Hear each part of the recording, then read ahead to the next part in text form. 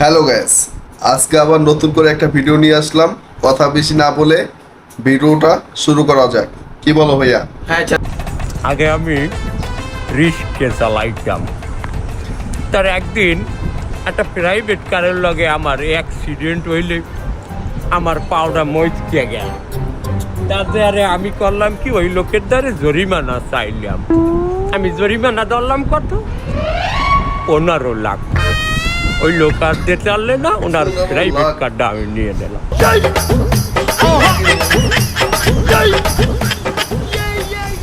কাজটা করছি কি? তার আমি চিন্তা করিয়া দেখলাম যে অ্যাক্সিডেন্টটা হইয়া খারাপ হয় নাই। আগে আমি রিক্সা ভালো হয়েছে। চালাইতাম, এখন আমি প্রাইভেট চালাই।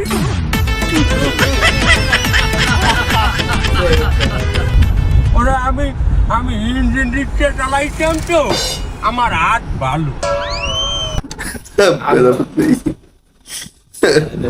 তো গাইস, ভিডিওটি ভালো লাগলে লাইক, কমেন্ট, সাবস্ক্রাইব করে দিয়ে যাবেন, যাতে পরবর্তীতে এরকম ভিডিও করার উৎসাহ পাই আমরা।